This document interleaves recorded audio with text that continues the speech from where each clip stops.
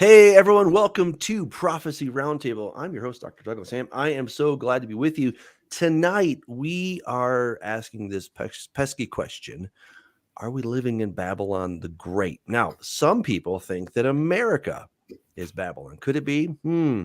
Well, it could be. I mean, I see a lot of parallels, but then again, a lot of people think that, maybe New York City is, or Rome is Babylon, or they think that any number of places could be Babylon. So we're going to take a deep dive tonight. We're going to look at this whole topic of Babylon. We're going to start way back in the beginning, and then we're going to come forward and say, okay, maybe this or that or something else is Babylon. So if this is something that's been on your mind, get ready. Here we go. Let's get into it. Joel is going to kick it off for us. Hey, Joel, Scott. Hello. Great to see you guys. Yeah, don't look so excited, Scott. It's okay. Yeah, I know. Some people like his hiccuping right now, and it's very painful. So somebody took him out skiing. Well, it was his big idea. He's like, "Let's go," and I was like, "Okay." And so we had a great time. But no, we had a really fun time. We went 2 days to Keystone, 1 day to Vail, and if you've never been to Vail, yeah, it's like nothing on earth. It's pretty crazy. So, did you ski or snowboard? Well, I did the respectable thing, which is to ski. Okay. And my friend did the other thing, so which shall not be named. So, he kind of landed with a thud on his rib. So, right on my face. Yeah. All right. Well, cool. Joel, take it away. Kind of tell us what's going on here. Is America Babylon? I'm dying to know here. So, the point is that there is a physical Babylon over in the Middle East. It's obviously it's important in the Bible. It's everywhere. But then there's these weird references throughout the Bible to, is it Babylon? Is God talking about specifically the leader of Babylon? Is it Nebuchadnezzar? Is it somebody else? And things like that. And so really what we want to do is realize that there is a physical Babylon, and we know that it's between the Tigris and the Euphrates. Then there's also possibly a spiritual Babylon. There's a daughter of Babylon. There seems to be maybe some other type of a Babylon. There might be 4 or 5. You never know. So we'll discuss it tonight. The reason why I wanted to bring it up tonight is because people are asking this. They're starting to post information. Joe DeMond, who has given us a few of these slides, and I'll cite him, don't worry. He brought up a couple of things, and then a guy named Mike, and he declined to be on the show, but he brought up an interesting couple of verses that I have to share with you, and I'll lead out with those. So Mike is saying this particular verse, and keep in mind the passages that matter the most are Jeremiah 50 and 51, and then Revelation 17 and 18. These are big judgment time frames.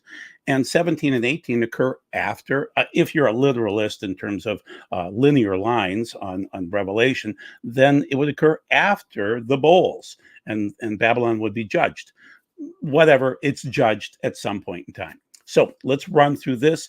This is a key verse, or a couple of verses here from Jeremiah 51. The sea has flooded. Babel overwhelmed her with its raging waves. Her cities have become desolate, parched, arid land, a land where no one lives. Nobody even passes through, which is accurate about physical Babylon in the Middle East. I will punish Bel in Babel, so that is the god, and Doug will explain more about that in a minute, and make him disgorge what he has swallowed.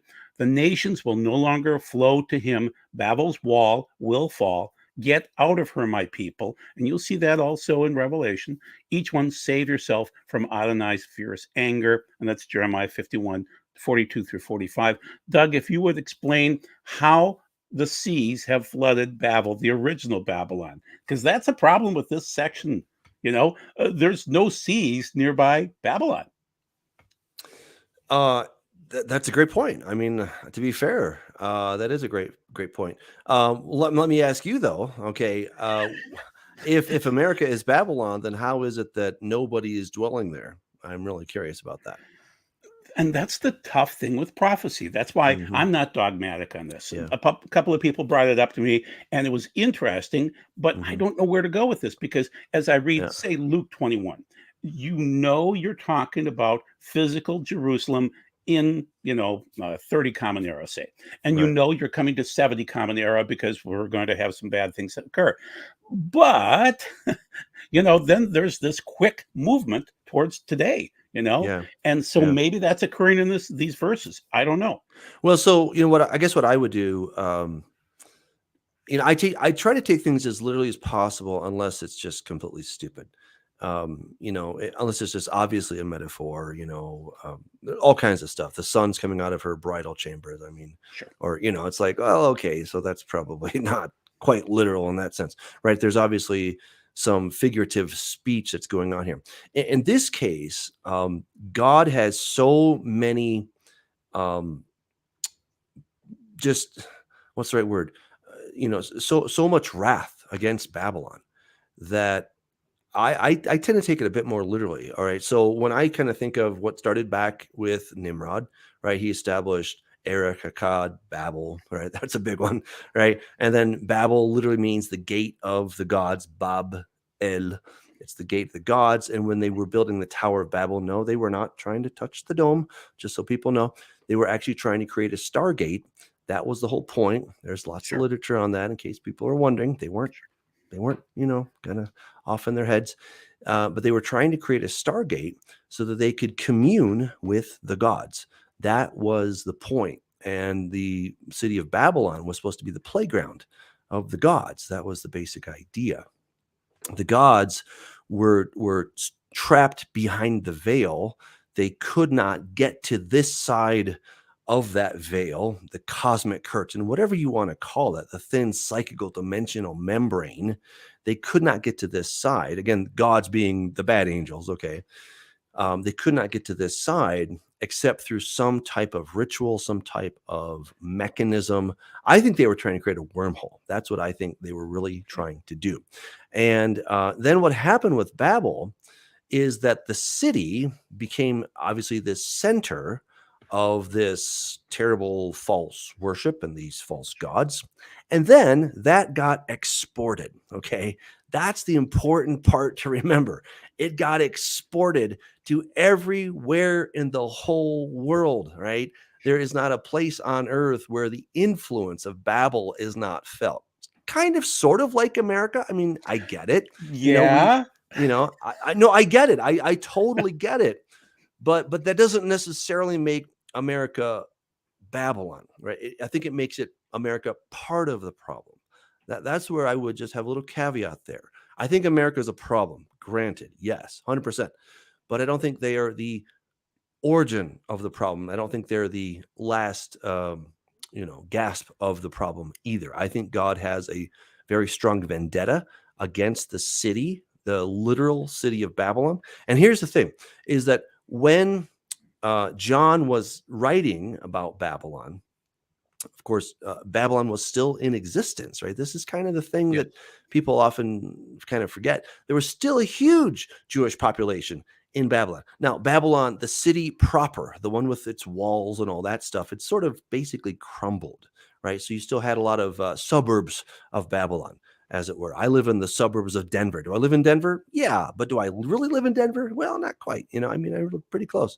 So that's kind of the idea here, but I would tell somebody that I live in Denver if I'm, in China. I'm not going to say I live in Arvada because they're like, where is that? Like Denver. Like, oh, I've heard of Denver, And so Babylon as a greater metropolis was very much still in existence.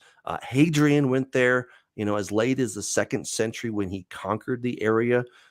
So it was still a thriving area. That was going on. And so let's discuss this, though. Let's go back to, we have Babylon first. So basically the Daniel 2 and the Daniel 7 dreams. And so we've got Babylon first, then Medo-Persia, then Greece, then Rome. So as we have Medo-Persia destroying Babylon, did they flood them? When did they destroy Babylon? They really didn't. They just walked in. They dammed up the Tigris of the Euphrates and just walked in underneath the gate. And then Alexander came in, and guess what? He conquered Babylon without a fight for the most part. Okay. He did not lay siege to the city. The Babylonians thought he was their hero, right? He came in as a champion, as a Messiah figure, a savior who was saving them from the old decrepit ways of the Medo-Persian Empire. right? And that was the center of his glorious kingdom until he died at the ripe age of 33, right? So, and guess what? From Babylon, then went these 4 different generals, right? And they took all of that other stuff. And so they took Babylon with them. Now, Greece already had its own problems, don't grant me, okay? Yeah, there's some Greece being pulled out there. Yeah, they were already into Babylon as a culture. Let's be really clear about that. But they got exported again in a different way. So what I would suggest is that the Babylonian system is all around us. Okay, is it in America? Yes. Is it in Chile? Yes. Is it in Belize? Yes. Is it in China? Yes. Okay, that Babylonian system exists everywhere. It exists in India. We see that the gods of Babylon were exported to all over the world. When you think about the Roman gods, you're really thinking about the Greek gods. And when you think about the Greek gods, you're really thinking about the Babylonian gods, right? That's where it all started. So Ishtar became Astarte, right? Who then became Venus, and on it goes. So it all started in Babylon. So my thinking is that God still has a very strong vendetta against Babylon proper. Okay, the one is in Iraq. Okay, I think God has a real issue with that place, and that He's going to judge it. Now, if you go there, you're like, well, there's nothing here. Okay, there's really nothing to talk about. And again, my defense would be that, hey, the city was never destroyed, but it rather just fell into oblivion over time. And I think that God wants to destroy it. I think that He really wants to make I hate to speak for God, but I'm just trying to do my best, taking the text and saying, this is what the kind of the feeling I get. Okay, so hey, God can do whatever He wants. But as I read the text, as I read His words, the way I interpret those is that the very city itself is going to be rebuilt. And when I was a pre-tribber, this could never happen because, boy, it all had to happen by tomorrow, and we just didn't have time for all this stuff to happen. We didn't have time for Babylon, the city, to be rebuilt. But it's amazing what has happened, and I think that China has shown us how quickly you can build cities from scratch. They've built now tons of ghost cities that are, maybe that was a bad financial choice on their part, but still they were raising buildings in 30 days. I mean, it's insane. Imagine if they just took their time and did it in 60 days, right? I mean, the kind of stuff that you can do, the Burj Khalifa, just such an incredible building, right? And all of the stuff that's going on there, in Dubai, that all happened roughly in the last 50, 60-ish years. It doesn't take generations for things to be built. But again, if we're in such a rush, we're pre-tribbers, and we're like, man, this has got to happen today, then yeah, there's never enough time for it to be built. But maybe God's timetable is not quite the way we think it is. And, maybe things are going to happen. That's my take on it. I think You're just not imminent enough, Doug. You're just not Mr. Imminent. It doesn't sell books nearly as well, I have to admit, though. It really doesn't. You could have been a contender. I know. I should have stayed pre-trib, man. I really, I rethink my choice on that quite often because the money was a lot better when I was a pre-tribber. But hey, whatever. Okay, so how about this? We have a seat of Satan on Museum Island in Berlin, Germany, and it's rather ornate, and it seems to be in disrepair lately. It was open for many, many years, but now it's been closed since I think 2019-ish. Okay. I got to see that actually. Oh, you did? East Berlin. Yeah, that was really incredible. And I got to touch the actual Ishtar Gate. So I probably wasn't supposed to, but I'm like, I just got to touch it. It's too amazing. To May over that. Maybe that's why they closed it. Please, fingerprints are on this thing, doggone it. So you actually saw all of that on Museum Island. Well, I saw in East Berlin, if we're talking about the East Berlin Museum. That is East Berlin. Yes, that's right. Okay. I didn't know it was on an island. I just went there. Yeah, it's okay. I must have missed the island part. But yes, it was amazing, and I was amazed by how well the Ishtar Gate was preserved. And of course, you have, and where does Marduk the all over Ishtar that thing, right? where does the Ishtar Gate come from? Well, it comes from the Neo-Babylonian Empire, right? There From you go. Nebuchadnezzar's city. Yes. Is that the right answer? I'm not Oh, sure. that's the right answer. Yes, Okay, that good. is the right answer. Yeah. Okay. So the point is that we have the seed of Satan, and it's described vividly by John in Revelation 2:13, Pergamum. Now it was moved though in a strange way. It was moved from Asia Minor, Pergamum, up to Germany just before World War I. So it was set up and ready to go by 1901ish, and then we had World War I by 1914, Mhm. and then it was dilapidated, and they had to rebuild it again, and they had it ready for 1930.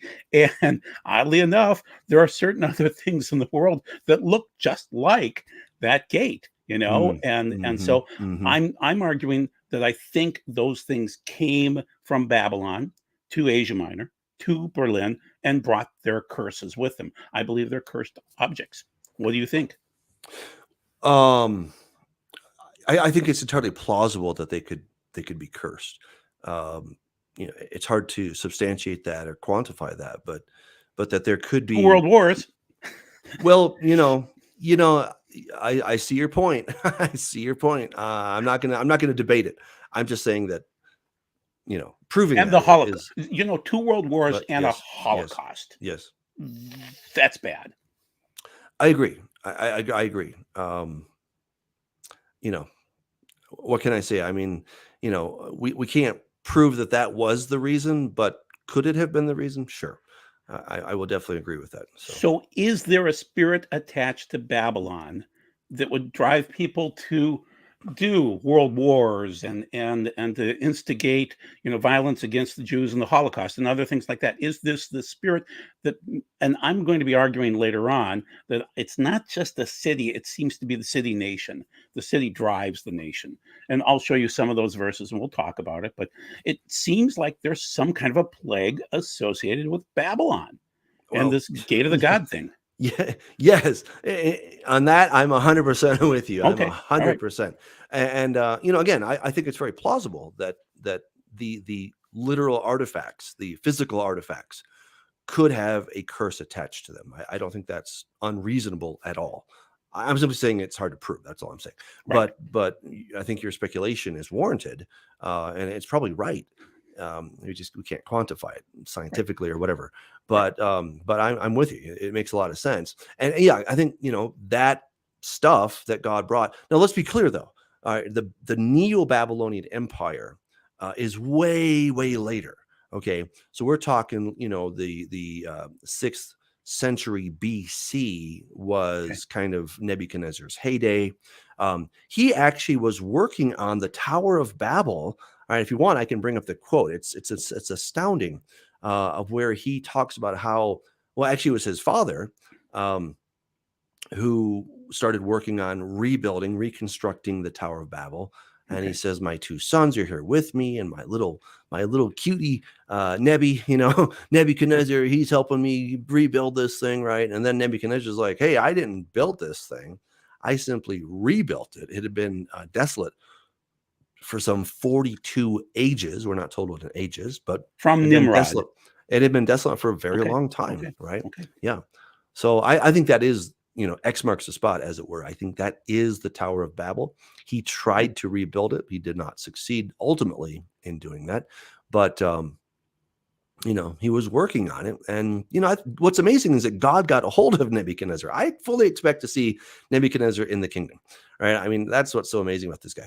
But it was Nimrod. He was the bad guy who really instigated all of this false worship. Up until then, people were in rebellion to God, obviously during the flood, but there was no sense of that there are other gods. At least we're not told that in the text. Everyone seemed to have a universal knowledge of God, right? And then you had these other fallen angel demon things that were coming and doing some naughty stuff, but God's right to rule was never questioned. Okay. So you're citing that Nebuchadnezzar stepped out and said, "Look at what I've built," and then immediately he went crazy for 7 years, and he looked like a bird, so to speak, or an animal with feathers, and ate grass and other things like that, and then suddenly he was saved again, and he admitted that God created everything. So yeah, that's what okay, I'm saying. all right, that's fine. Yeah. Maybe he will be in heaven. I never thought about it. Well, he gives some pretty amazing, he's like, man, you better worship the God of Daniel. And if you don't, I'm taking you out, man. But then they forgot that right afterwards. His son or whatever. They were celebrating, and they brought out the holy items of the temple, and that was the end. And what's new, right? I mean, basically, that's what's new, right? I mean, and Media Persia showed up within seconds, within moments of that. It's interesting, and I believe he saw in a dream that he would be able to invade that way by damming up the river. So very interesting, indeed. So let's move forward to the next slide, if you don't mind. Can you? That would be you. Oh, okay, all right. I didn't know that people could see it. Hold on.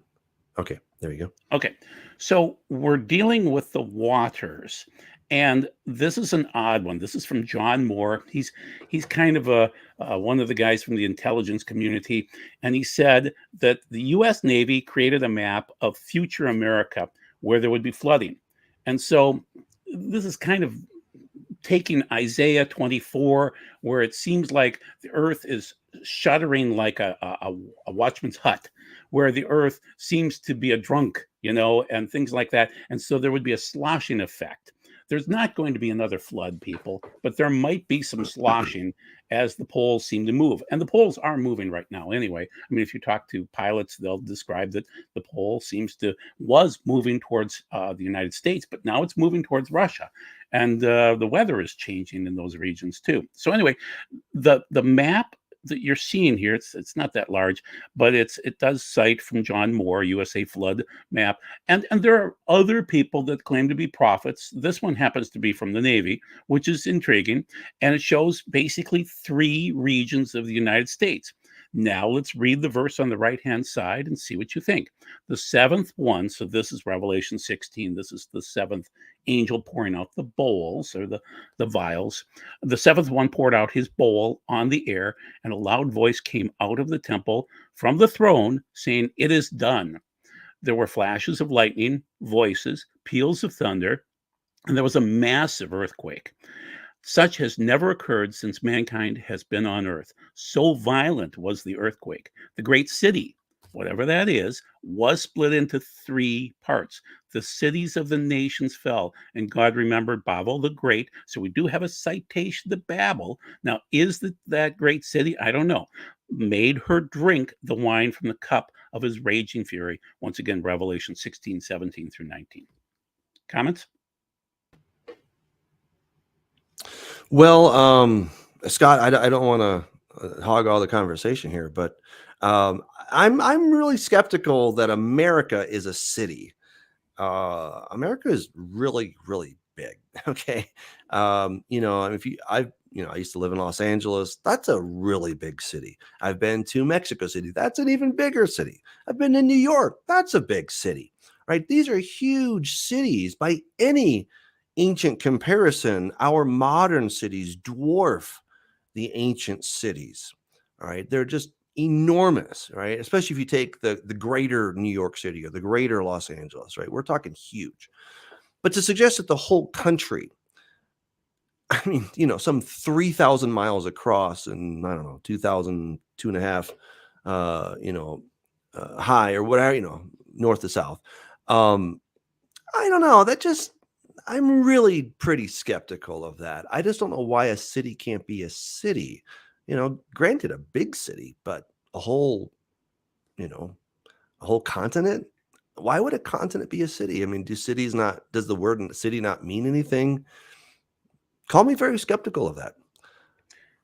Scott, would you call me a Yankee? Pardon? A Yankee. Would I call you, or have I?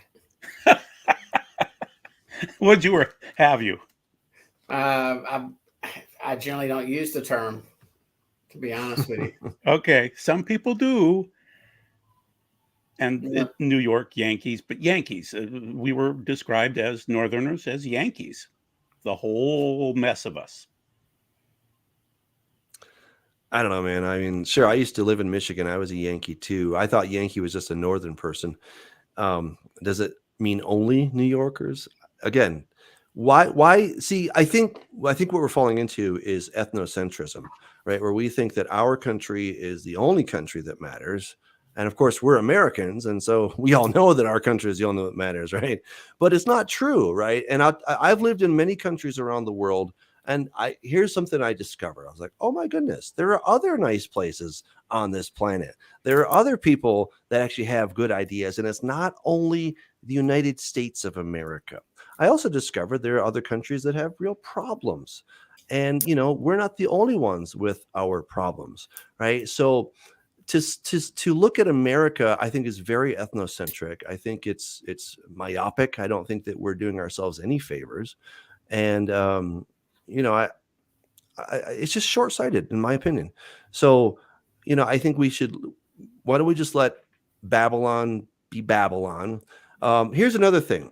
So, because people say, well, Babylon wasn't really Babylon. It's actually Rome, right? This is one of those theories. So in 1 Peter chapter 5, where he says that those in Babylon greet you, they're like, well, see, that right there is proof that Peter went to Rome. And I'm like, wait a second. It's not proof that Peter went to Rome. It's proof that Peter went to Babylon. Because what was the third largest Jewish center in the world? Oh, it was Babylon. Okay. The second was oh my gosh, Alexandria in Egypt, right? And then of course the first was Jerusalem, right? So, you had real Jews living in a real place called Babylon. And so Peter is saying those in Babylon greet you. That's all he's saying. That proves that he went to Babylon. It doesn't prove that he went to Rome. But because people have been very flippant about this, and we can just give Babylon any definition we want to give it, well, then it becomes anything we want it to be. And now it's the entire continent of the United States of America. Why doesn't Canada get any nastiness, right? They're on the same continent that we are. It doesn't quite seem fair. Why should it stop at the borders? Let's give some to Mexico too. But, again, this is where I think we become ethnocentric, and I don't think that we're really looking at it seriously. Could you divide original Babylon, physical Babylon, in the Medo-Persia area, into three parts like this? I'm sure city. God could do it just fine. Yes. Okay. All right. I don't think it's the great city being Jerusalem. It seems like he's talking about Babylon. So, and also, where's the United Nations? Well, currently it's in New York City, but again, that is to presume that the United Nations will continue to be the predominant world body. It was the League of Nations up until World War II, right? And then it all switched over. It's not that old. I mean, things can change. I think things are going to change. And again, if we're not in a hurry to get out of here, because we're not pre-tribbers anymore, I think we have more than enough time. Although, to be fair, according to Scott's timetable, we got to be out of here in just a couple of years.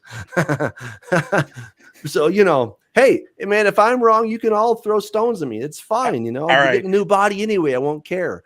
But I'll be truthful, Doug. Yeah. I bought dinar back in 2010 because I read my Bible and I said, it's going to happen again. We'll have a real physical Babylon. Yeah. I need those dinar. Boy, that was a waste of money. Live and learn, my friend. Live and learn. Yeah. We're all a little bit smarter now, aren't we? But, again, I just think that Babylon, the place in Iraq, I think that makes the most sense. It's the easiest to interpret. Again, there is a world system that is global, right? It's all over, that the Babylonian system is everywhere, but that there's an actual city that God's like, you know what? I'm kind of ticked off at you, literal city, because it was in this very place where it all went to pot, right? It was in that spot where Nimrod made a deal with the devil, so far as I can tell, and he became a Gibor, and then he became the god of the Amorites, right? He was known as Amuru, or he was known as Martu, and all this other stuff that then just went from bad to worse, let's say. And of course, obviously, you had Ishtar and all these other false gods. It all started there. So I see God kind of circling back, right? He's got a personal vendetta with this city. He also seems to have a personal vendetta with Mount Hermon, right? There's a whole entire psalm about that. Psalm 68 talks about, how God is going to reclaim the mountain. And as I recall, Jesus went there to Mount Hermon. He took Peter, James, and John, and the four of them met two other dudes, right? Elijah and Moses, who were glowing on top of that mountain. I think that freaked Satan out. So, we have a historical precedent of where, Jesus, God, right, went to a particular place because that place had historical significance. And I'm making the same case when it comes to Babylon. I think that the actual literal physical geographical place has significance in God's economy, and that city is going to be rebuilt. And I think all of the world stuff is going to move to Babylon. I don't think that the United Nations is going to be significant anymore. Just a little spoiler: if you haven't read Regenesis Code yet, you really should. All right, you can listen to it for free or go to Amazon and get it.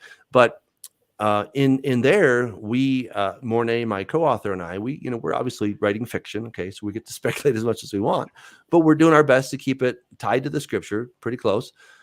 We suggest that that the UN will be disbanded, and that all of the authority that the UN carried will be turned over to Babylon.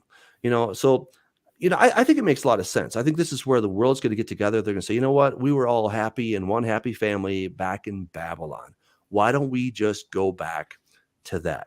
I think we're going to have some really rich dude who's going to essentially practically buy up the country of Babylon. And then he's going to make that his headquarters. He's going to make it kind of a utopia. He's going to use all kinds of amazing technology, etc., or at least the smoke and mirrors of the technology to make Babylon into this incredible utopia. And look at what's happening with Nahum, right? You have obviously in Saudi Arabia that they're doing a huge earthworks. It's the biggest earthquake. Well, I don't think so. No. Okay, my only point is that big things are underway, right? And who would have thought? I mean, to me, it still seems like a crazy idea. But you know what? I'm not the crown prince, and I don't have unlimited funds, So if he wants to build a city that's, I don't know how many hundreds of miles long and, a mile wide, I don't know. It's crazy. But that's his brainchild, and he thinks it's a great idea. Okay. Could there be somebody else who has unlimited funds and says, hey, I really think Babylon is a pretty cool place, and I want to invest heavily in this place, and it will take over the world center, right? It will be the focus of the world. I think it's entirely plausible, and I think we have enough time for all this to happen, so long as we're not pre-tribbers. Saudi Arabia is investing in tech, AI specifically, and they could place it anywhere. They could set up data centers in Babylon, per se, and it may not be a city, but it would be a tech city. Yes. And, yeah, exactly. Yeah, somebody mentioned Elon Musk. Look, I don't know if Elon Musk is going to be the Antichrist. I really don't. But if it were somebody like him, that would not surprise me, right? We have these multi-billionaires, right? This is kind of a whole new idea. You have people with just practically unlimited funds. Jeff Bezos. Again, I'm not saying he's the Antichrist, but somebody like that seems to have unlimited funds. They built the ultimate money machine, and now for fun, they can have billion-dollar yachts. They can have their own space company, the rocket company, to go up in space when they feel like it.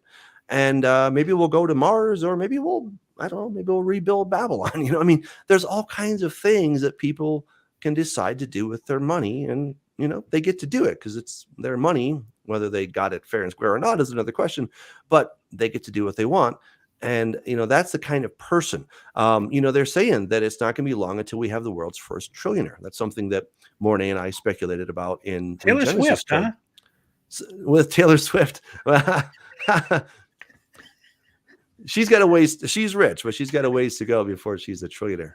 But but it would not surprise me that you have one man who could have more money than like 10 or 20 countries combined. That's just insane, right? And then you think about it. Here's what I would also suggest is that Iraq, I think, really needs a huge investment. And so if you had a person come along and say, hey, you know what, I will, bankroll everything, and suddenly their economy gets going. This is exciting. Like, wow.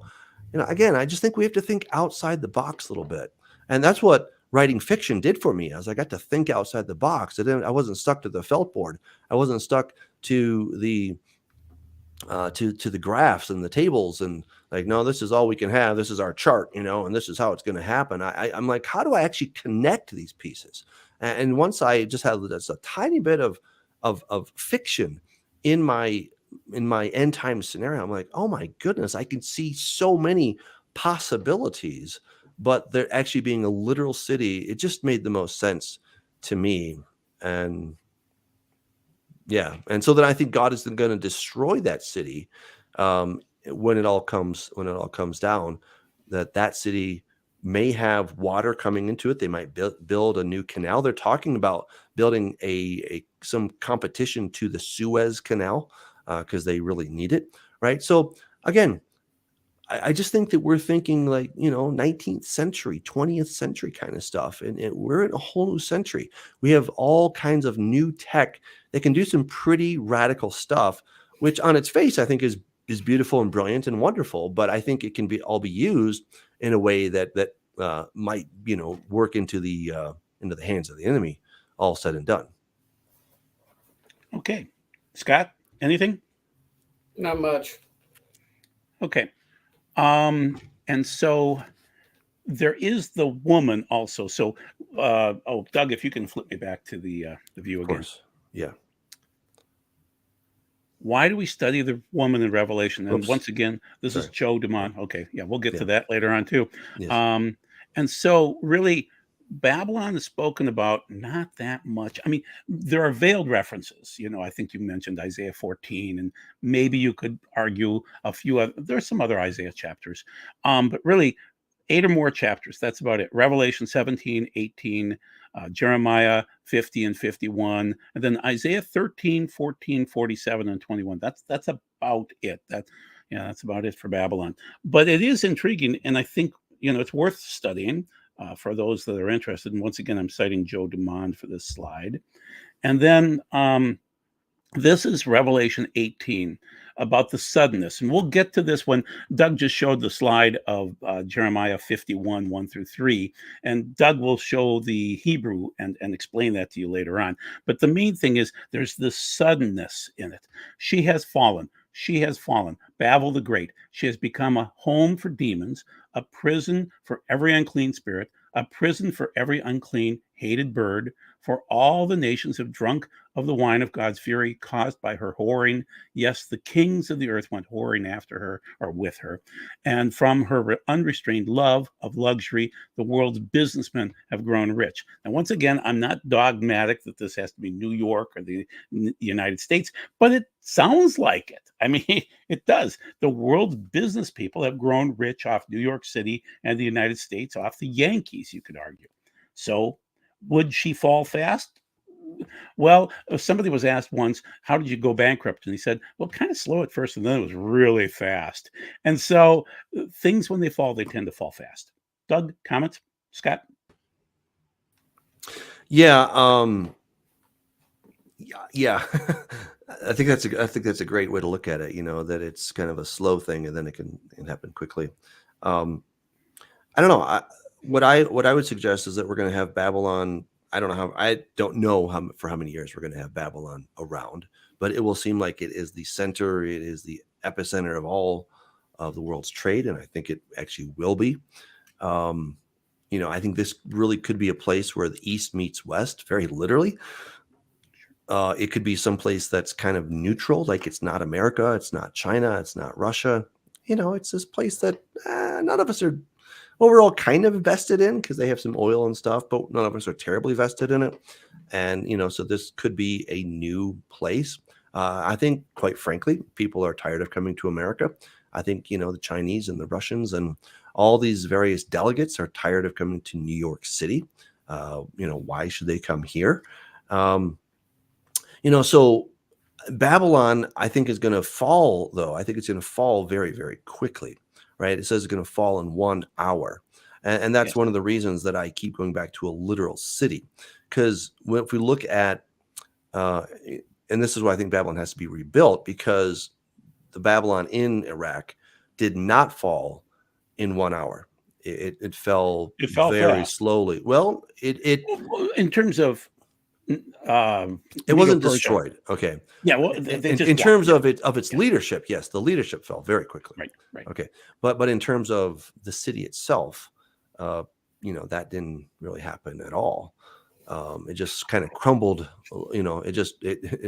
It fell apart in the very most literal sense of the word. It fell apart until now it's dust. But again, if God is really adamant that he's going to destroy this city because he's really mad at it, I don't know. Then it sounds like he's got to have a city to destroy, So I don't know. That's my take. Anything, Scott? No, I just see Babylon as being more of a spiritual component, and whose tentacles reach all over the world. And New York City would certainly qualify. So would Rome. So would London. So would Jerusalem. So would Mecca. I mean, that's sort of how I look at the Babylon component of this compared to the Roman component, the political component. And they're all in bed together. So that's just how I look at it. Mm-hmm.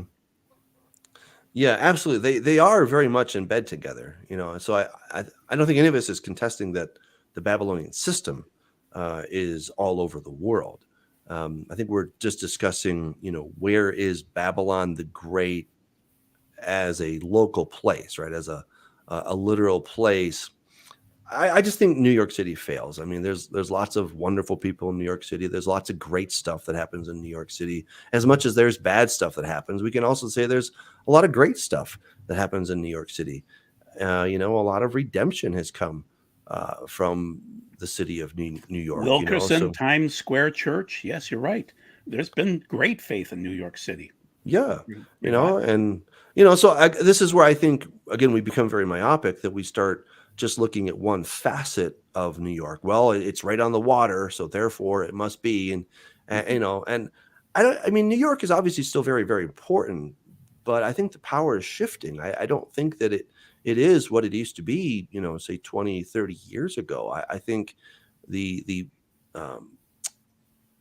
prominence of New York City is fading from what I can see, and other cities are very much taking up the slack. I mean, Dubai is crazy. They got the biggest buildings. They have tons of money. There's a lot of business that's happening over there. Singapore, right? That's another place. It's just huge. Hong Kong, right? So there's your actual city state. They're tied in with China. China has I know, big issues. But still, Hong Kong is a major, major player, right? Oh, yeah. So obviously Beijing and other places are becoming big players, and I think we're going to have a shift of power. This is where I think we're being ethnocentric to suggest that it has to be somewhere here in America, and even all of the continent of the United States of America. I just think that the power is shifting. And I think when we look back in 20, 30 years, and we're like, yeah, that was kind of a, remember back when the barcodes came out? I remember that. I mean, oh my gosh, this is it, man. This is crazy. The barcode, I can see it, 666, I'm like, oh, wow. I thought I was going to get raptured any day, you know. And I look back and I'm like, oh, foolish Doug, you know, because but that's how it seemed to really fit, right? And I could see the numbers right there. Just look at those two parallel lines, man. That's a 6 right there, and you see it on every product in the whole world, right? And that just had to be it. But now I'm like, I was so foolish, right? You know, and so this is where, you know, remember your first year in college, you're a freshman, you're like, I don't know anything. Your second year of college, you're a sophomore, you know everything, right?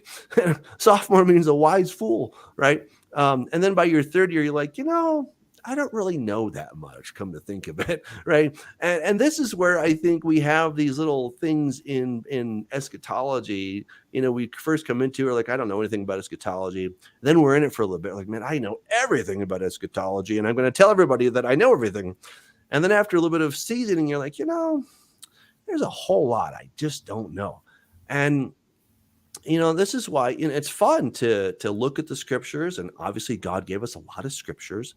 But when we start getting too close to the newspaper, then we're going to run into problems. That's why personally I like to take a much broader scope on things. I like to really look at the history as much as I can, and to get just a broader view, so that, you know, I don't kind of do the sophomore thing and like, well, this thing has to be it, right? The same thing happens with Torah. We get the Torah terrorists, you know, the first year they're in it, they don't know anything. But by year 2, man, they know everything. And they come and they tell me that they know everything. And I'm not even keeping Torah if I'm not doing it the way they've been told to do it, you know? And then after a while, they come back, you know, after 5 years or something. They're like, you know, I kind of left. I was kind of a jerk, you know, kind of a Torah terrorist. I'm sorry about that. I'm like, yeah, I know you were. You know, but hey, praise the Lord, you know, because you know what? God is patient with all of us. And so this is just where, you know, we can have our theories, but I do not think that New York City or America really fits the bill. And I think we're going to have egg on our face if we keep pressing that whole idea. So there is a spiritual Babylon, and that could be someplace, but how could we come out of spiritual Babylon? Well, again, I don't think that spiritual Babylon is a place, just to be clear, right? I would say that there's a spirit, okay. You know, just like you might go, I don't know, you might feel the spirit of New York City, or you might feel the spirit of California, or, you know, or St. Louis, right, or Minneapolis, right? Like, just got a nice spirit about it, right? I think there's an air, there's a sense, there's just this thing. Now, it could be an actual spirit, right? Okay. That is kind of operating in this world. And I would dare say that there is an actual spirit. We see this woman that rides the beast so clearly articulated in the ancient world. It's Inanna, the queen of heaven. She becomes Ishtar in the Akkadian expression of that. Then, you know, Ashtoreth and Astarte, Venus, right? And so she is this young woman. She's very cosmopolitan. She's also a warrior. She's always available, you know, but never becomes a mother. She's kind of anything you want her to be. She's any pleasure you can possibly imagine, whether it's power or sex or fame, you know, or riches. She'll be anything you want. And is that spirit of Babylon alive and well? Yeah, I mean, it's all over the place. And, you know, this is where God is, I think, calling us not so much physically out of a location, but out of a lifestyle, you know, out of a sense of, well, let's just call it greed. Okay. I mean, that's probably one of the best words to describe Babylon is greed. Greed for anything, or coveting, right? That's probably the number one sin that that Babylon entails is coveting, right? I want something that's not mine. I want what you have, and I'm going to do whatever I need to do to get that.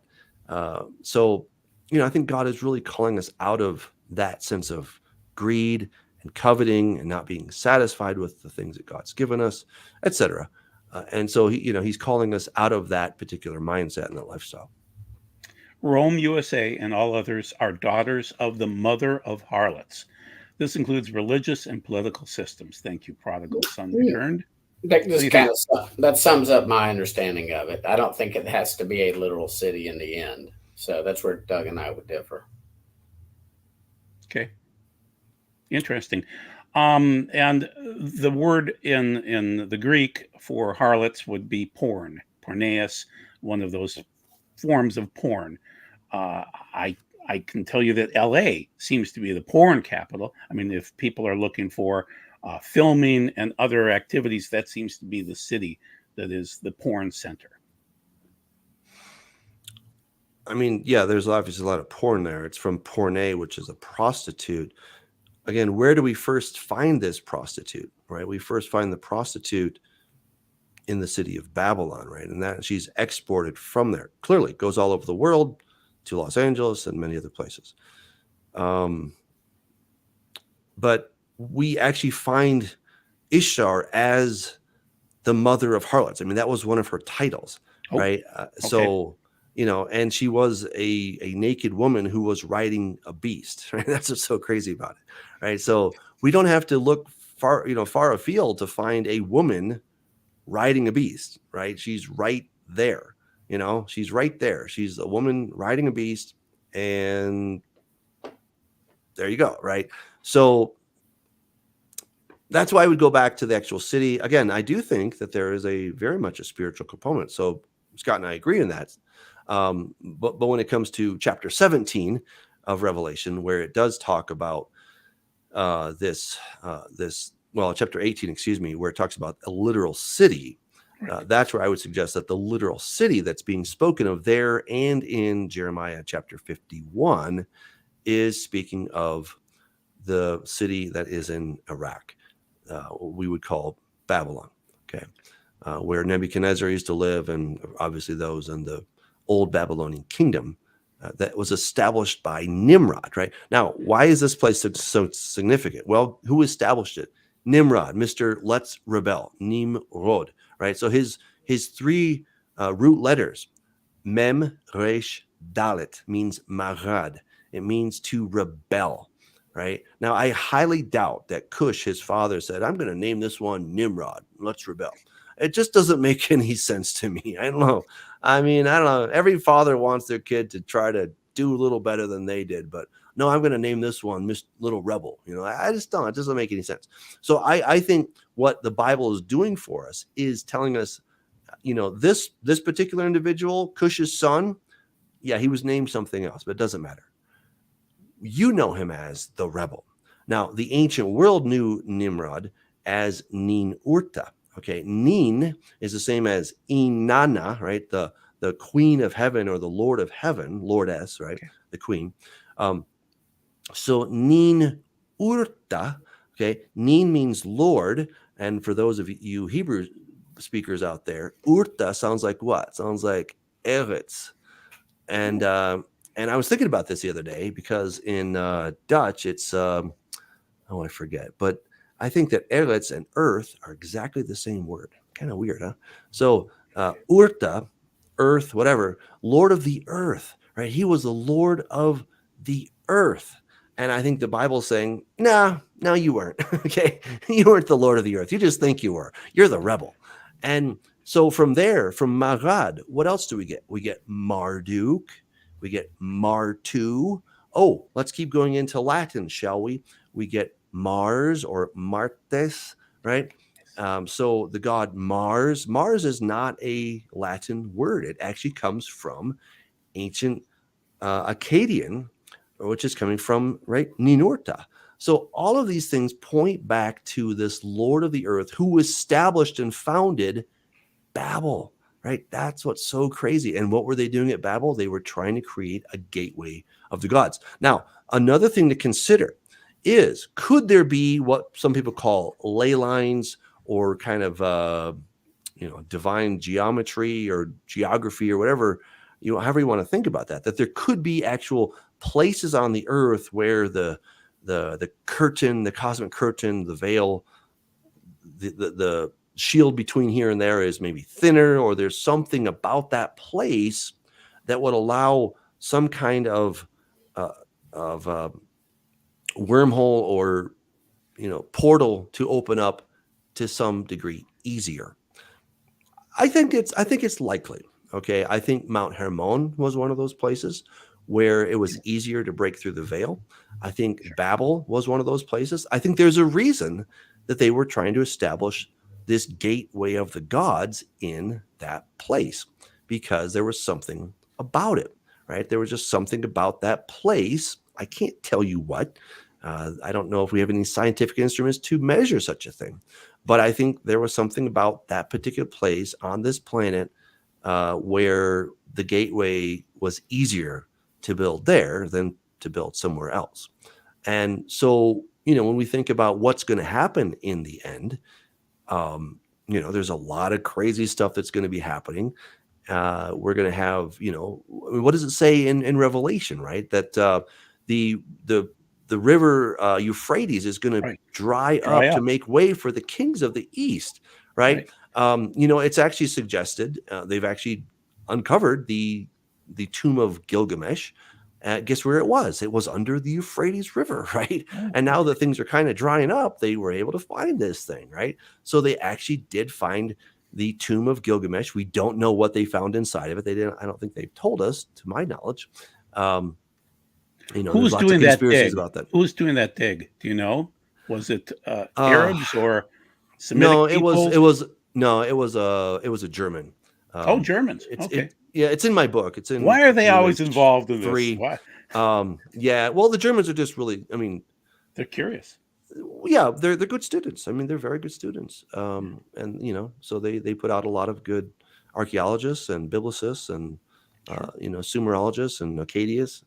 So all of these is what they do. So that's just one of the things they do. And so they found this, right? And it's quite astounding. So I think that there could be a very practical, spiritual, geographic reason that they have to go back to Babylon, because there's something, let's call it sacred, about that Is area. there a prince of Persia in that area? Well, I would suggest that there might be one step better. Maybe there is a prince of Babylon, or is a king of Babylon, Okay. per Like a Isaiah Nimrod. chapter 14, Okay. right? That just might want his stomping ground back. Maybe he's like, hey, I like this area. This is where I Okay. operate, and this is what I'm going to do.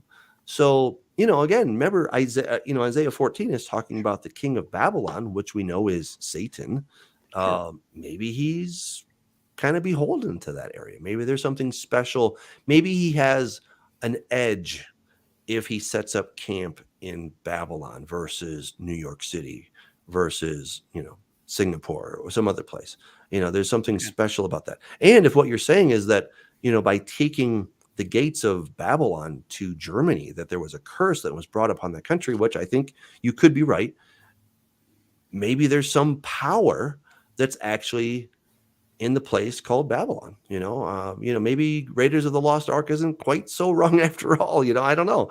That there could be something about these relics or these places. We don't know. Right? We're kind of in the dark on a lot of this stuff. Maybe there is something about Stonehenge that that place is very significant, right? I don't know. There are these monuments all over the world. And we don't really know who the Prince of Greece is or the Prince of Persia. Right. There's no names attached. So, Scott, did you have a comment, Scott? No, I like Lisa's comment. Doug is wrong. So I wish you would give her a reason. I talk to Lisa every now and then, and I don't know why she said he was wrong. it was short, sweet, and to the point. Okay. You know what? I could be wrong. There's no doubt about it. I very much could be wrong. But there's a chance I could be right. So we'll have to wait and see. Next slide. That's fine. Okay. So we're going to be contrasting Revelation 18:21 with Jeremiah 51:63. Then a mighty angel took up a stone, like a great millstone, and threw it into the sea, saying, "Thus with violence the great city Babylon shall be thrown down and shall not be found anymore." And you would argue, really, Babylon isn't found anymore, But now that's Revelation 18:21. But Jeremiah 51:63. Now it shall be when you have finished reading this book that you shall tie a stone to it and throw it into the Euphrates. Then you shall say, thus Babylon shall sink and not rise from the catastrophe that I will bring upon her, and they shall be weary. Comments? Stone. Threw it into the sea or the Euphrates. Sea is different. It's Yam. Well, no, that's Revelation 18. I'm blanking on the C word for Greek. But anyway, Babylon, sink and shall not. It seems to match, guys. Thalassa is the Greek word for sea. Oh, you're right. Well, no, there's two words actually. I'll show you later on. Deal.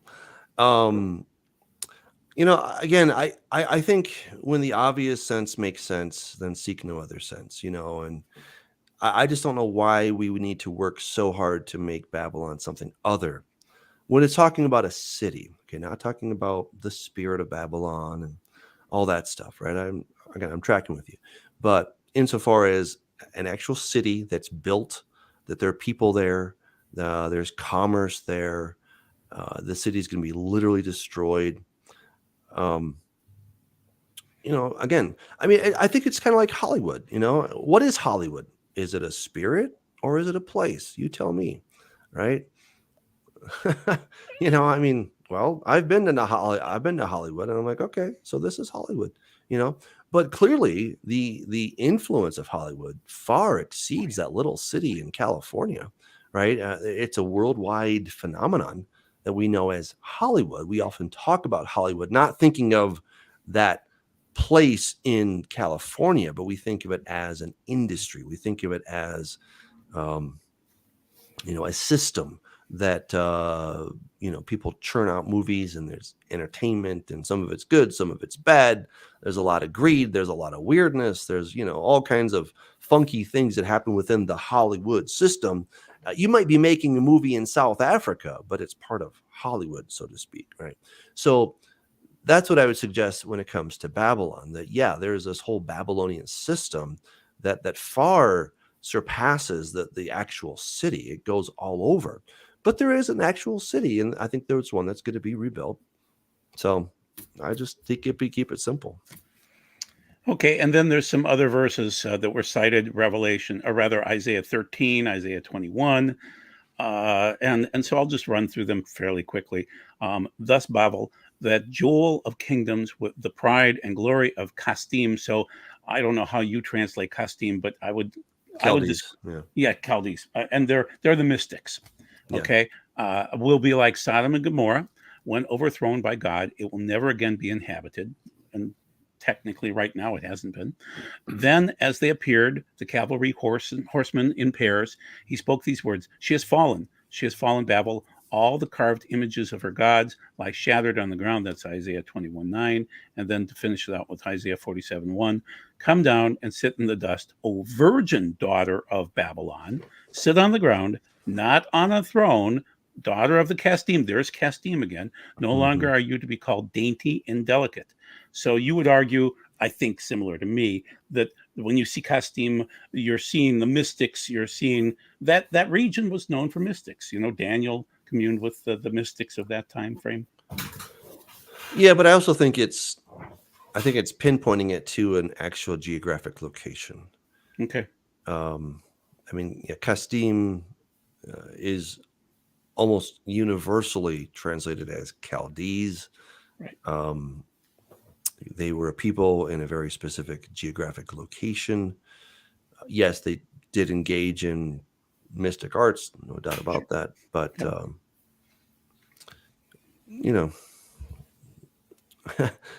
don't know what else you got, because I think Isaiah 47 is exactly parallel to what you have in Revelation 17. They are one and the same. Okay, so I'll go through a little bit of Jeremiah. Then I think what we should probably do is run on to Jeremiah early in 51 and just kind of cover that. So I set a trap and caught you, Babel. Before you knew it, you were discovered and seized because you challenged Adonai.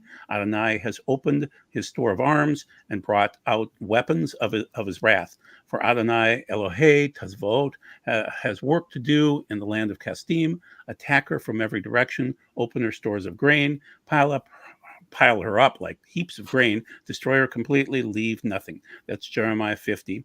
And then against Babel and those living in Lev Kamai, I will, this is Jeremiah 51. Okay, we'll cover this later on. I'll move on to the next one because I want Doug to handle it in the Hebrew. You guys will see something interesting. Okay, so an agonized cry is heard from Babel, great destruction in the land of Kasdim, for Adonai is plundering Babel and silencing her noisy din. Their waves, there's the waves again, roar like a raging ocean. Their clamor sounds and resounds. That's Jeremiah late in 51 there. And then we've seen some of these things, the split parts again. Babel is listed in 14 here. She made the nations drink of her wine. I want to get to, okay, so this is Dimitri Duduman, and I've been trying to get Michael Baudet on the show. He claims that as he was tortured and bringing Bibles into these communist nations years ago, that he was told that America is Mystery Babylon.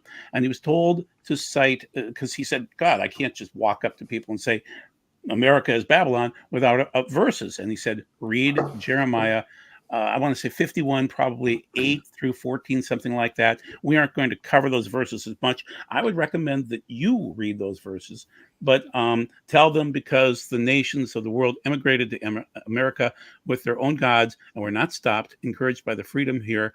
The wickedness began to increase. Later on, even though America was established as a Christian nation, the American people began to follow the strange gods that immigrants had brought in and also turned their backs on the God who had built and prospered the country. Not everybody agrees with Dimitri Duduman, but, and once again, here's more of the verses from Joe Dumond. The verses are intriguing, and they just keep on going on. So Babylon has military power. You can see the hammer of the earth. Very interesting with Jeremiah 50:23. The United States is the hammer of the earth still, even though you're right. China and Russia are vying with us right now, but we're still the hammer. We are. And the battle axe. So you can see that in both sections of Jeremiah 50. And so, Joe Dumond is asking who's the leader in the world's weapons. It seems to be us right now, although that could change. You're right. All the nations do flow to us. So our government authority, they all look to us. So that's 51:44. So, and then this will be pretty much the end here, I think, of the verses. So this is comparing the water aspects. Now, keep in mind, Doug and I were talking about thalassa, and that is the Greek word for water or seas and things like that. The problem is that we can't always draw exactly what God is meaning by that, and I'll show you in Revelation 17 how that works. Okay, so first we'll do Jeremiah 51, and we'll show you the water part.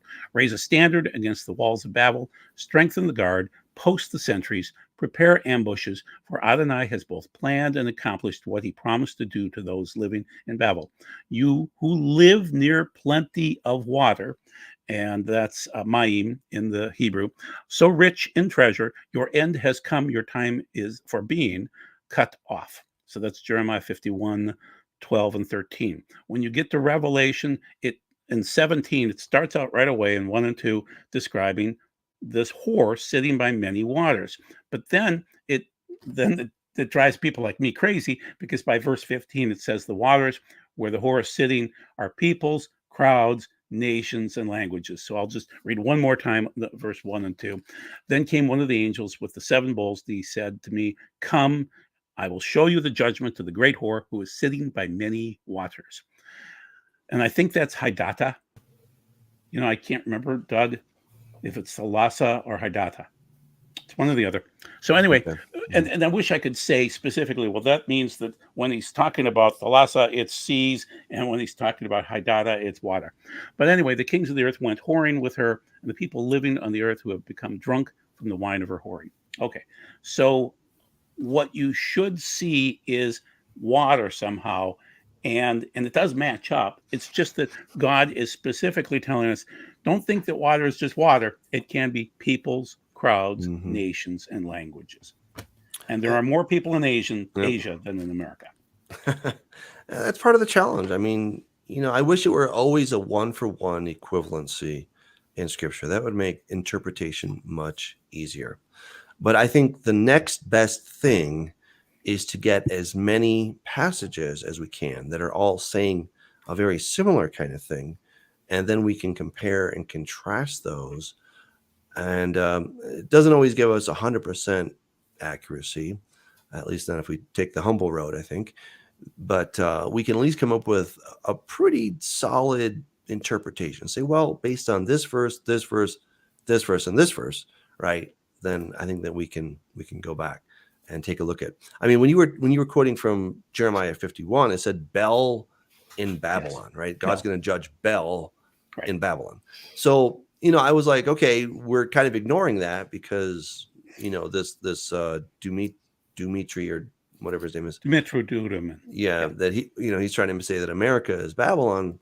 Again, I just think like, well, the text actually tells me that he's going to judge Bel, who is Baal, in Babylon, right? So why not just start there? Okay, again, is America part of the problem? Yes. You'll never hear me disagree with that, right? I think America is very much a major part of the problem, right? You know, we might be front and center, but that still doesn't make us Babylon. It just makes us the worst daughter of Babylon. You know, out of all our kids, we're the worst and we're going to get judged. Yes, I agree, but it doesn't make us Babylon. And I think God's vendetta is against the spirit of Babylon, and I think it's against the city of Babylon. And again, things can change, guys. Things can change quickly. I hate to admit it, but I do believe the American empire is just about over. I think we're enjoying the last gasps of the American empire. I hope that, you know, it continues until, you know, I'm out of here. I'll say that very selfishly, right? Nobody wants to see the death of an empire, but I think we are getting close to that. And I think they're going to have a major shift in power for a whole host of reasons, but I think we're going to have a shift in power. And, you know, the weapons of today may not be the best weapons of tomorrow, right? These things can shift quickly, right? I mean, we saw that certainly in World War I. We saw it in World War II, that innovation drives new weapons, right? And when there's a need, when there's like, wait, we've got to figure out a way to do this, I think it can change very, very quickly. Even within the war between Russia and Ukraine, we've seen the drone take a whole different aspect to this, you know? So I just don't think we've seen the end of it. I think those people who are getting these prophecies about America being Babylon, I think they're mistaken. They might have great intentions, but I think they're ultimately mistaken about it. You know, should we as Americans take note? Yes. Should we maybe change our ways? Probably. Should we come back to the Lord? Absolutely. Okay. But still, we don't have to be Babylon for those things to have some relevance to us and some application without it actually being, you know, we are the city, you know, we don't have to be the city of Babylon. I just think there's too many things that do not add up. We have to ignore too many things. And then we're just kind of making up what we want to make up. Can you pull up Jeremiah 51, 1-3, please? Absolutely. All right. Let's start it out with verse 1, and then verse 3 is the big one, people. So move it. There it is. So thus says the Lord. Sorry. Whoop. Yeah. There it is. Behold, I will raise up against Babylon, against those who dwell in the heart of Kamai. Doug, do you have a comment on where the heart of Kamai would be? I don't. No, I don't. That's why it's been left not translated. Because guys, this is the tough part, figuring out what things actually mean, especially prophetically. So, yeah. Okay. Yeah. So it's Lev Kamai. It's the heart of Kamai, whatever that means. A destroying wind. So that's Ruach Mashkit. And that's an interesting phrase too. Mashkit is not used very often in the Bible, and it is a destruction, destroying. It's very severe. It's used in Deuteronomy 28, Leviticus 26, things like that. The nasty times. Okay. And I will send winnowers to Babylon. They shall winnow her and empty her land. For the day of doom, they shall be against her all around. And this is where it gets interesting, people, and why you need Doug involved in this, because it's let's see, Yudrok Haderek. Okay, so now they're going to say it's archers, bend his bow. And Scott, yes, your favorite word, taxon, is in there in the Septuagint. And that is the same word used for the bow in Revelation 6 verses probably 2. And so it's very, very interesting how, that's the first seal, it's the bow. And in this case, how I interpret this is that whenever Babylon falls, whatever it happens to be, it falls incredibly fast, so fast that the archers can't even get their bow bent, because literally in 1 hour, in the Greek, it would be hora from Revelation 17 and 18, but and lift himself against her in his armor, do not spare her young men, utterly destroy all her army. So whatever Babylon happens to be, it's in a hora, an hour, and it is Yidrok Haderek. And I think they're probably right. Okay, so Doug and I will confer about this, but my opinion is when you take a word and duplicate it in the Hebrew, it's for emphasis. It's like, an exclamation point. But when you put 3 in there, that means you need to notice this. And also, yes, now, not everybody knows the Masoretic marks, but the second Yidrok has no Masoretic marks. Doug, your comment on that? Yeah, I mean, it could be as simple as a cray and a ketiv kind of thing. So cray is what you're supposed to read, and ketiv is what is written. So, I would be curious if there could be some kind of a textual issue here. I'm not sure. But yeah, Yidroch Hadoech, this is probably, the use of the impair, or the, not the infinitive, but the, I'm trying to think of the word here, but this is the infinitive absolute that's being used, right? So, Okay.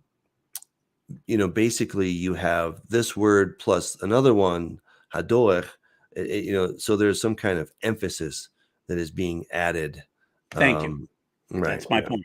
Yeah, and the word itself just means, it's the word is derech, right? It's the word Derek for is way, walkway, or road, yeah. right? Yeah. So when we say we're part of the Way congregation, have you ever heard of that? That would be the Derek. That's right, Haderech. And I didn't name it that because I didn't want to hear people butcher the name all the time. What's it called? Haderech? And I'm like, no, it's Haderech. But whatever.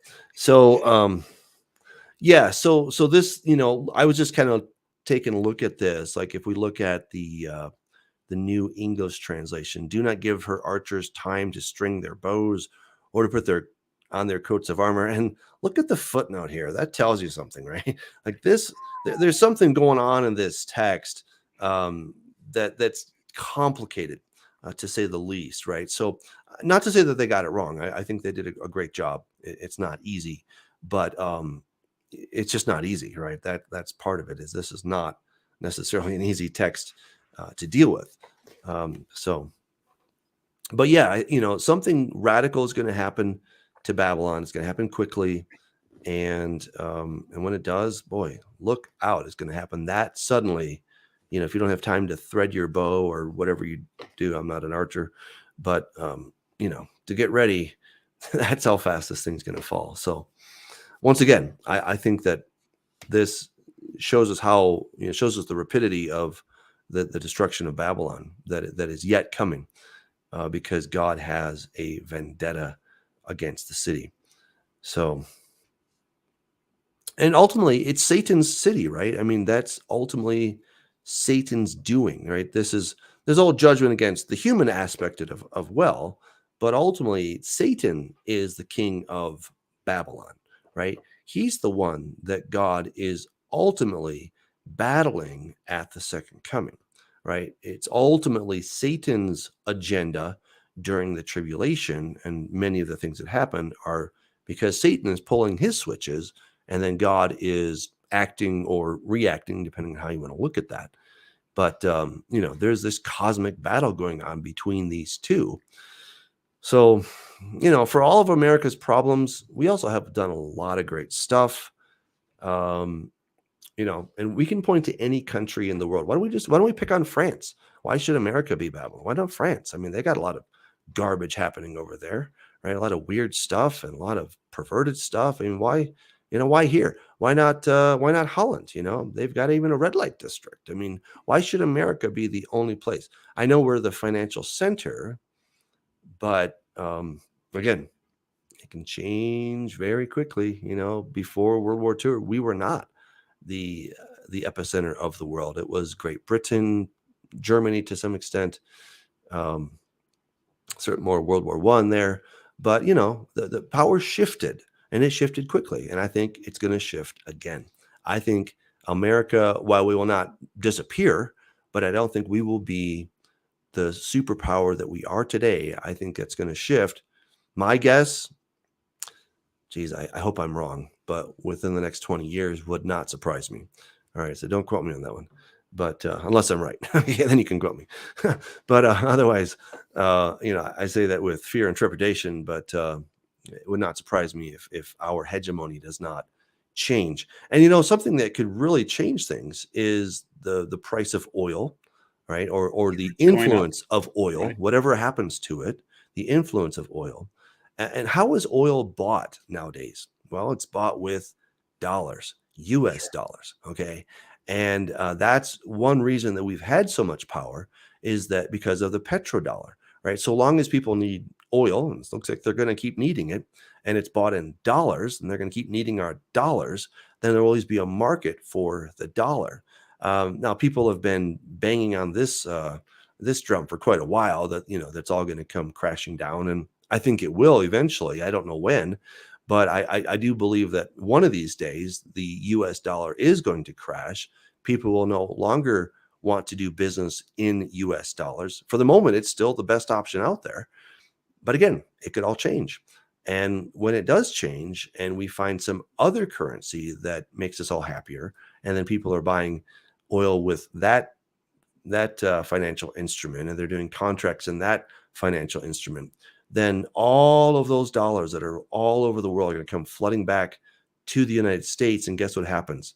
The value of our dollar will just absolutely plummet. And, we'll have so many dollars chasing so few goods that we'll be done. We don't need actually a war to Weimar Germany. Ruin us. Exactly. Seen it.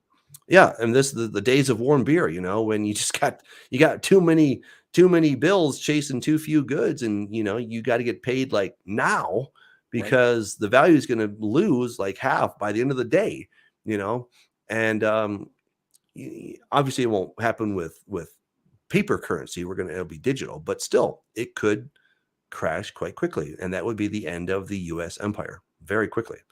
But that doesn't mean that we're Babylon. It just means that maybe our day in the sun is over, and it's going to be time for Babylon to rise up. I don't know, just my thought. Oh, this has been awesome. Okay. All right. Well, we better end, because I think Scott's about to fall asleep. Our wounded warrior. Thank you, brother Scott. We're so glad you're here, man. We really appreciate it. But Joel, this was fun. This was Joel's idea, and I think it was a fantastic idea. I really enjoyed it. I hope everybody else did as well. So, Joel, thank you for putting all of that together. You did some great research, and it was really fun to be in the hot seat. So we'll do it again. Yeah. Everyone, thank you for joining us. We're so glad that you did. Hey, if you want to be a producer of this show, go over to patreon.com/Doug Hamp. Did you know for like $5 a month, it'll make a huge difference, right? So if everybody joined in, man, it'd be awesome. That would keep the lights on for a very long time. So just consider that. We are working on Regenesis Code. If you haven't read it, I put it for free on YouTube. Now, somebody said, Doug, you should never give your book away. I'm like, yeah, but this one's different. I want you guys to read it, to enjoy it, because I'm doing this for a reason, okay? So I'm not just being completely altruistic. My reason is I want you to enjoy the story, and I want you to pray with me, because I want this to become like a Netflix series or something like Netflix, right? Whether it's, Angel Studios or whoever.